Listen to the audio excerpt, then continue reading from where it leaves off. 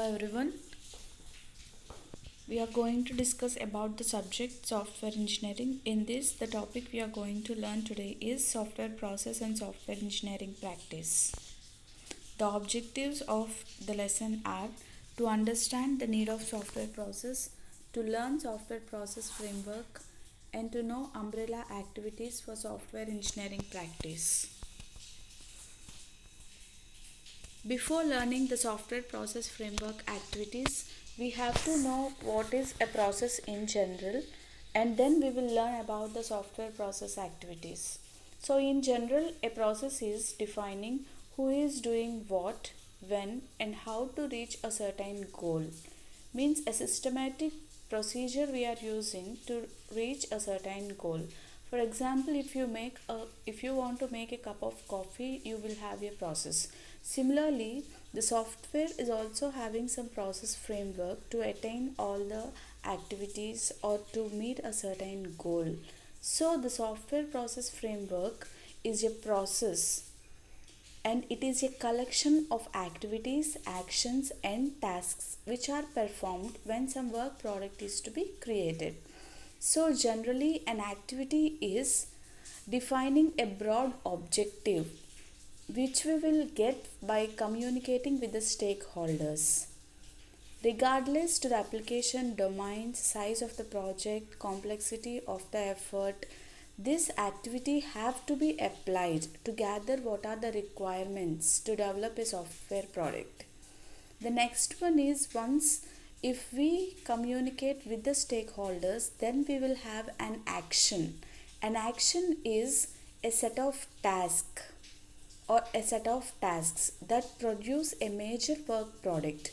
So in action, or while we are performing action, you will come across the architectural design model.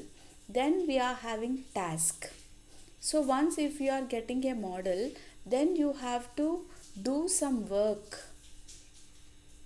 to develop a, a model. Not to develop a model, to develop some outcome to the model. So a task will focus on a small but a well defined objective. For example, like conducting a unit test that produces an outcome. So a software process framework is consisting of activities, actions, and tasks. So now in general, the software process framework encompasses with 5 activities. So the 5 activities you can see here: communication, planning, modeling, construction, and deployment. So what is communication? Before developing a software project or a software product, you have to communicate with all the stakeholders and the customers to gather the requirements and what activities they want to get from us. So that is communication. So communication will involve customers and stakeholders to gather all the requirements. The next one is planning. Here planning will create a map. So after gathering the requirements, we will plan, means we will create a map how to meet those requirements. So planning will create a map. So once if we having a roadmap, then what we will do is we will have to model, that is develop a sketch. So planning is giving a software project plan which is describing the technical tasks to be conducted and what are the required resources and what are the work schedules that are planned in planning. Coming to modeling, it will be created, or the model will be created for better understanding the requirements and design to achieve those requirements. So modeling will give a sketch to the gathered requirements and the designed map. So the next one is construction. So once if you are having a model, then we have to start coding. So here the code will be generated and tested. That is called as construction. And the last one is deployment. Deployment means once if you are developing completely the software or partially. It should be represented to the customers to evaluate whether we are meeting their requirements. So, on this evaluation, you can gather the feedback and then you can make necessary changes if you want. So, deployment will give the feedback or after delivering the product to the customers. So the software process framework is consisting of 5 activities: communication, planning, modeling, construction and deployment. So before learning the umbrella activities, we have learned about software process framework. So the software engineering process framework activities are done by a number of umbrella activities. So umbrella means all the activities will come under one roof. So we are calling them as umbrella activities. These activities are applied throughout a software project and it will help a software team to manage and control the progress, quality, changes and to handle the risks. So typically the software umbrella activities will include software project tracking and control, risk management, quality assurance, technical reviews, measurement, configuration management, reusability management, work product preparation and production. So coming to the first one, software project tracking and control.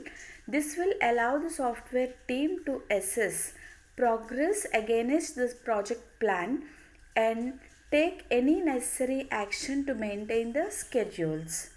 So tracking is, we have to track whether you are going according to the schedules, whether you are following the project plan, whether all the situations are under your control. That you have to see in the first umbrella activity. The next one is risk management. When you are doing any work, you will come across some risks. So you have to overcome those risks and you have to do a particular work. So here similarly the risk management will assess the risks that may affect the outcome of the project or the quality of the project. Next one is software quality assurance. So if you are doing work, everyone will do the work, but quality plays a major role. So here the quality assurance is very important in the software industry, which will define and conduct the activities to ensure the software quality. The next one is technical reviews. So for example, when you are doing a project, the technical reviews will be conducted. Similarly, here also in software, technical reviews are conducted to assess software engineering work products in an effort to uncover or to remove the errors before they are propagating to the next stage. So initial stages only, if you are conducting technical reviews, you can remove the errors or you can find the errors and you can do some necessary actions so that they cannot be traveled to the next stage or to the next activity. The next one is measurement.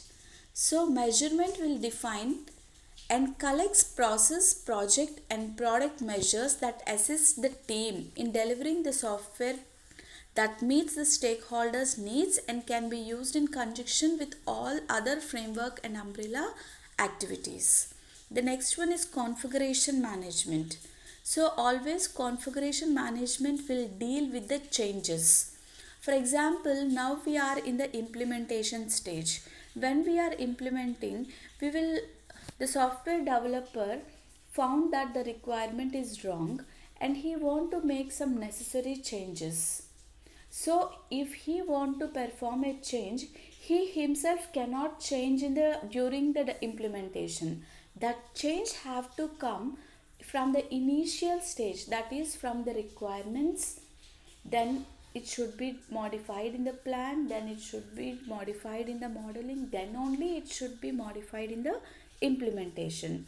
So configuration management will deal with the changes, and it is also called as the change management.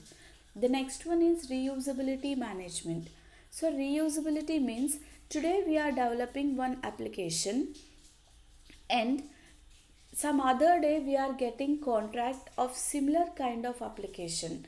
So when we are getting that similar kind of application, instead of building the application from scratch, what we will do, we will reuse already developed project plans, SRS code, everything we will reuse. Means not exactly, but we will tinker it and we will use.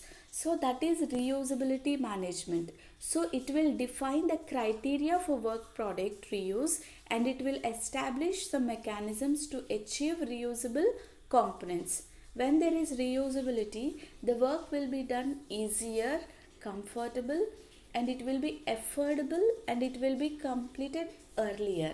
That is the use of reusability. The next one is work product preparation and production. So this will encompass the activities that are required to create work products such as models, documents, logs, forms, and lists. So everything, what are the models we are developing, the documents we are developing, it can be test documents or it can be your coding documents, design documents, logs, forms, everything have to be created. So that is work product preparation and production. So these are the umbrella activities. So now software product process adoption. So software process adoption means if the software have to be developed, you have to adopt to some process.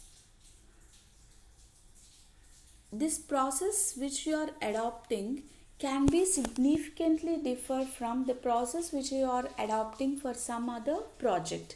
So the differences can be in the overall flow of activities or the degree to which the actions and tasks are defined in the framework, and to degree to which work products are identified and required, the manner in which quality assurance activities are applied, and the level of autonomy given to the software team, and the degree to which customer and other stakeholders are involved within the project. So the differences will be there when you are working from one project to other project. So the process adoption is different. Similarly, if you observe here, there is a process framework which is common. Similarly, we are also having umbrella activities. So in this, you are having two projects. One is project 1 and project 2. So there is a framework activity for the first one and framework activity to the second one. So you are having some action plans for the first one and the second one. So there will be task set. Set means a group of tasks you have to perform. So for the project 1, the work tasks, work products, and quality assurance points and milestones will be different, and the work tasks, products, quality assurance points and milestones will be different to some other project. So the process adoption is different from one project to another project, which is depending on the type of the project, characteristics of the project, or the concurrence of the project team. So now the next one is the essence of practice. So till now you have studied what is the process of software engineering or how to develop a software and what we have to do to follow that process. So till now you are mainly focusing on the process. So now how to practice software engineering. Already you have learned that software engineering is some systematic disciplined approach in developing a software. So how this should be practiced, that is the essence of practice. So if you want to develop a software which is reliable, efficient, affordable to maintain, and to develop and to satisfy all the criteria or the requirements of the customers, then you have to practice. Some essentials are there. Those are understanding the problem, planning a solution, carry out the plan, and examining the result. So, for example, when your friend is in some problem, you will try to understand that problem. Then, what you will do, you will plan for some solution and you will say that solution to your friends. Then, they will carry out the plan. If it works well, it is fine. If it does not work, what you have to do in some other way, that is examining the result. So the first one we are going to discuss is understanding the problem. So once if you are getting a contract of some software project, directly you won't go to the development or the coding stage. So first of all, you have to understand the problem. You have to gather all the requirements by communication and analysis. You should know who are the stakeholders, what are the unknowns, means what is the data you have to use, what functions, what are the features to solve the problem, that are the unknowns. Then you have to know whether the problem can be divided, compartmentalized, means whether you can divide the main problem into sub problems to make it easier to understand. Then can the problem be represented graphically? So if the graphical representation is there, then the development of the design and everything will be getting easy. So understanding the problem is the first and foremost step that you have to follow while developing a software project. So once if you are understanding the problem, if you are representing it graphically, then you will go for a solution, that is modeling and software design. So if I want to generate some model, I will think whether I have seen any similar problem before. If I have seen similar problem before, what is the solution at that time we have given? That we will think. Similarly, here also we will follow the same manner. And can the sub problems be defined from this? And can you represent a solution in a manner that leads to effective implementation?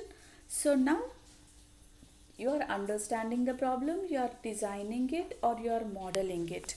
That is there in the plan the solution. The next one is carry out the plan. So now we are having a rough model or a design for the gathered requirements. So now we have to start working on that. That is code generation. So when we are carrying out the plan which is given in the second one, does the solution conform to the plan? So I am writing a code for the problem which was given in some interview. So what I will think, does this solution will give the correct output according to the question? That you will think. And you have to check, is each component part of the solution is probably correct or not. So carrying out the plan is, it is the implementation stage, that is code generation. The next one is examine the result.